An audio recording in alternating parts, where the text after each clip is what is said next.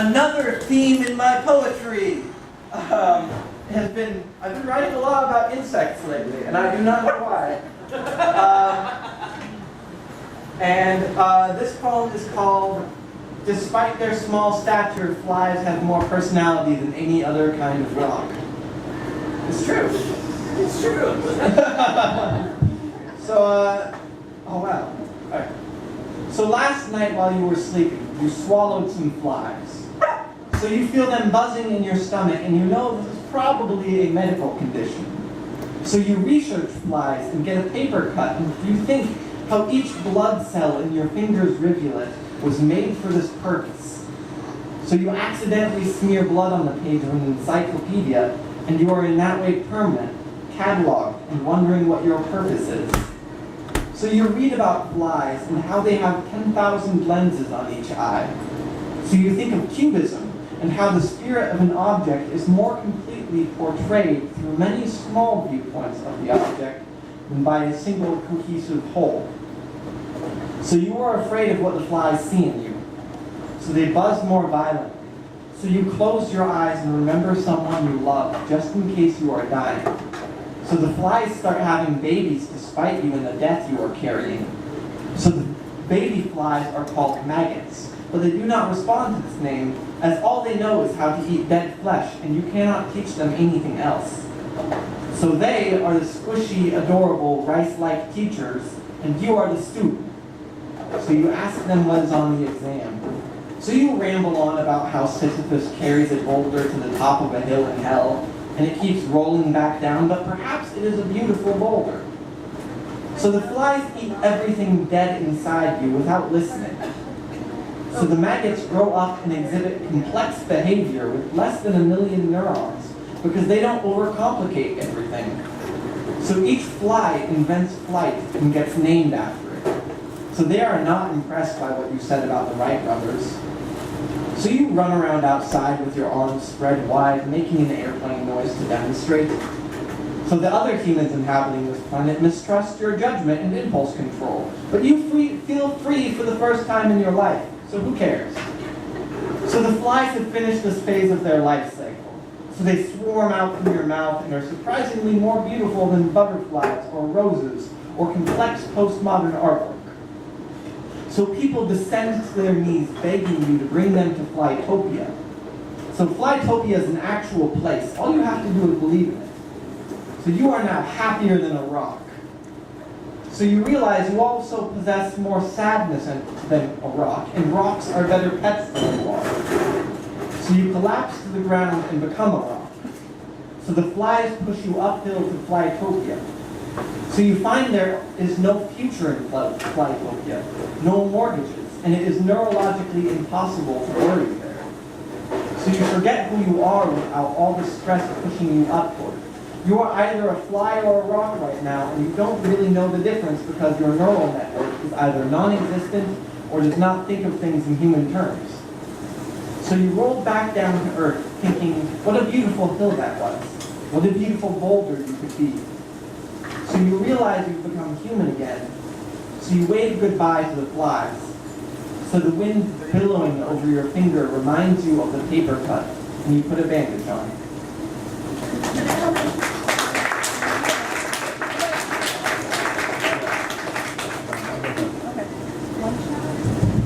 All right, I'm going to do a couple poems I did not plan to do tonight now.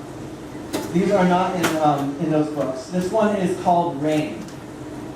When it falls on you, you get wet. Rain. It is made of water that also fell on the dinosaurs. It is made of water that composed up to 60% of their dinosaur body mass.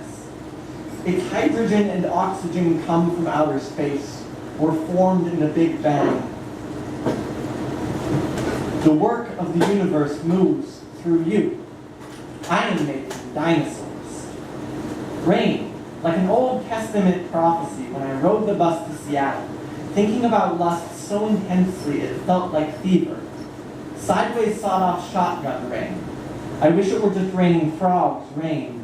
Rain that made me want to burn my birth certificate for warmth when I buzzed the door to her apartment, carrying all of Puget Sound in my coat like a drowned terrier with big blue eyes. Blue like rain eyes. Rain. It is basically the same thing as the water vapor, trading space between our lungs and the heavy air of that room where she laughed at every joke. And I spilled my water across her floor, rain. Funny how my heart didn't break that night. Funny how it didn't even bruise. Funny how the rain fell in such small drops, a thick gray cloud indifferent over all of Washington as if it knew rain.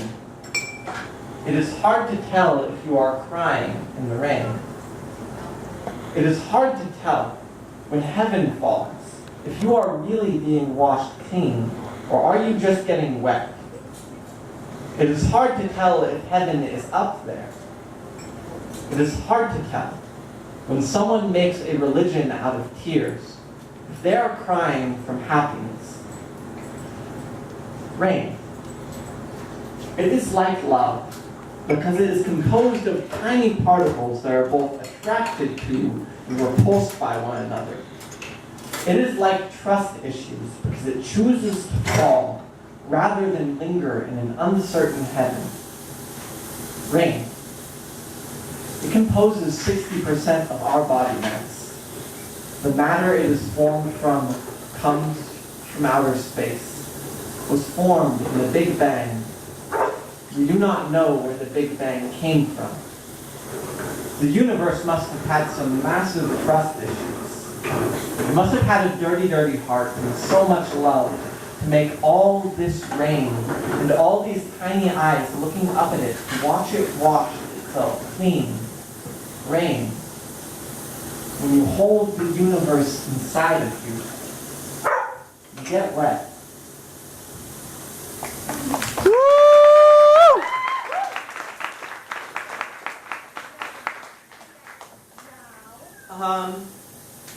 Oh wow.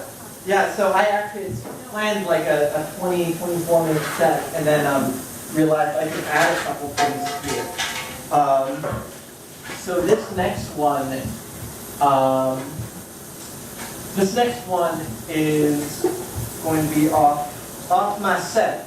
Like two. Alright. This is a poem for Connor. Connor, who I have never met. Connor, who I may never know. For 2 whole hours, I listened to his girlfriend's mother as she talked behind me in a strip mall coffee shop about the boys whose soul she was trying to save. It was 11 o'clock on a Sunday morning, and this is how I had always needed to learn about holiness. She says, Connor has a good heart, but he's never taught to use it. And I think to myself, what funny things we overhear when we are always listening. And what I gather, the problem is this. Her daughter is a meek white lamb from the land of picket fences, and Connor is what is born out of his wrangling, reformed and settled at the bottom of his stomach, but still not converted. And as for myself, I have been caught sinning so few times in public that there are fools who have mistaken me for holy. But at that moment, I had been through something very recently, which was very similar, and which ended very badly for me, so I feel for him.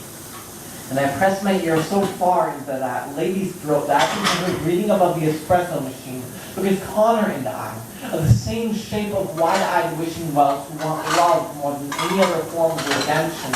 And at that moment, love was falling through for the both of us, so I swallowed my coffee slowly, and I listened as hard as I could. Because that morning, the only thing that could save me was to feel just a little less alone, which is exactly what his story did for me.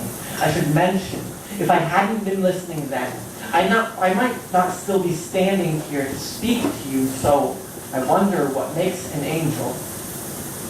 Does it have nothing to do with wings? Before they get their wings, do they come with names like Connor? Do they suffer like the rest of us? And this is not a poem. This is just a thank you note for Connor, who I have never met. Connor, who I may never know. Thank you. Woo!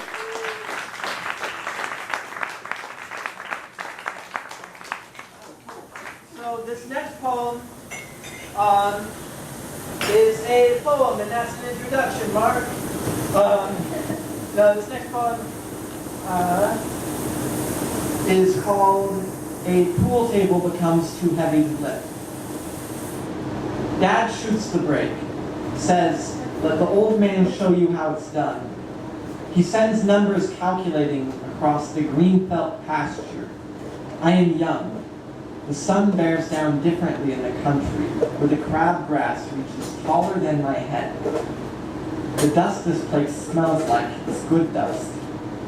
Nights in summer, Dad walks out with my brother and I to the abandoned church that holds the heathen like a barn, where our pool table stands on 4 cedar legs, waiting. The night is something I can stick my hand through, turn on the lights that flicker like the moths falling dazed onto our game. One day we are moving. Everything is in a box. We detach the legs and Dad lifts the table with our cousin, loading it into the moving truck. I take our brown van across the ice-paved country highway, boxes stacked too high to see out the rear view mirror, still learning to drive. Hitting black ice, really it's clear. You can only find it by losing control. When we set the oxen down in its new home, we try to line up a shop, but our cues thud against the plaster walls, stifling the easy mathematics of tradition.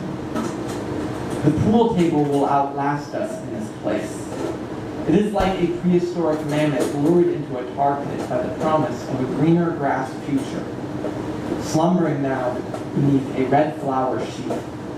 An archaeologist will discover it, reconstruct our lives, wandering unprepared into a moment. My father and I walk out under the constellations. I am drinking tea. My mother has been diagnosed with cancer. She'll beat it, but we don't know that yet. The constellations are the same as they have been for everyone to make this journey. My father tells me how age subtracts us from life, piece by piece.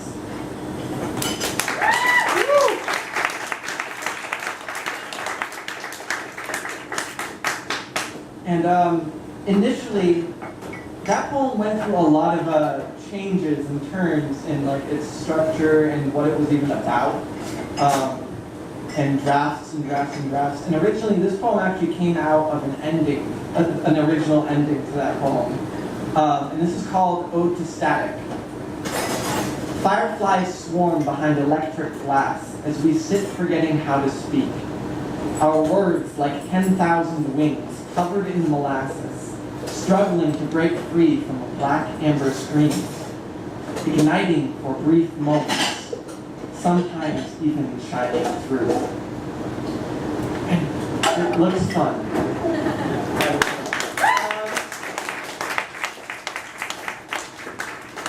I wanted to read one from this other book. So that's brand new material.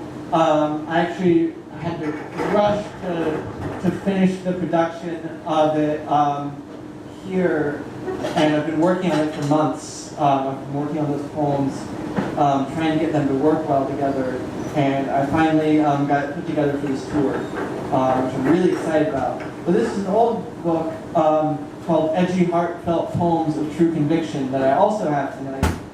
And so I'm going to read a poem out of that one. And this is called Not Simply the Dark. If I can get this page to turn. All right. Not Simply the Dark. I turn on the light to bury the terror. Soon, I am taken again by a dream. A beautiful girl sings poetry about bathing in malt liquor and confusing money with love. It has nothing to do with why my light is on, or how I live as though I will never die, or how I worry that pleasure will never be enough. I wake again, and the light is still on. I cannot bring myself to turn it off, despite the dreams, and this is not simply a fear of the dark. What I bury with the dark will one day be unearthed. I know why the light is there. I know what I am trying to do. Next, I think I have two more poems for you, not from you. Yeah. Here's my book. Yeah, who wants me to read their poems? All right. This poem is about my favorite flowers. This is called dandelions. Dandelions are the best flower because they are the only flower made of wishes. Maybe you are a wish. Love is a good wish. A child's secret carried off by the wind. The child picks these tiny deaths, snaps their stems between his index finger and thumb, arranging a bouquet for his mother who looks down at so many of them, gathered at once, and sees wishes she made when she was his size. Before she understood what it meant, that she will grow old and die. Then he will grow old and die. Then his children will grow old and die. And that is how their lives will unfold if we are so lucky. But hey, wishes turn into dandelions when they die. Did you know that? They reach up like tiny suns grasping at the sky that is their birthright. Then the child transforms them into a symbol for love. Look, magic. One thing turns into another and we don't know how or why. Like his hands. At first they can only grasp and release. They can only open and close, transforming everything they touch. They can only give and take, holding up a shoebox containing the deceased body of the world's best hamster. The fountain of youth amassing like a militia on his cheek, dripping single file to the ground, where dandelions turn from yellow to white in one night's whisper. But hey, this isn't about dandelions anymore, is it? This is about how every moment is a tiny death, and I can't get past that. This is the moment the child first learns how hands are imperfect mechanisms that cannot hold on to anything they love. They can't even hold on to that hamster. They couldn't catch it when it escaped his grasp, but he sits down and hears a tiny skull cracking beneath the chair, an ugly precursor to music, too small for the significance it carries, like his hands, holding up a shoebox, made heavy by the knowledge of life and death, asking his mother to fix it. And when she inevitably can't, he looks up at her and says, "There is no mommy magic, is there?" The child gets bigger every time she looks at him. He turns into me. Look, magic. One thing turns into another, and we have to believe it's a good thing. I pick an old dandelion, turned wise with age, whisper into its ear a question regarding loss. In response, it lets go of everything it has ever been. Somewhere, right now, a child wishes for love. A child wishes to be a superhero. A child wishes to be young forever. The windsail seeds float to the ground and grow into another generation, determined to burn like the sun.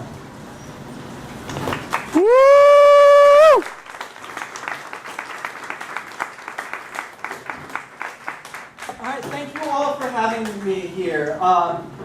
I've had such a great time. I'm excited for the rest of the event. I'm excited to see the impromptu part of the show. That just sounds really interesting. I want to see how it goes.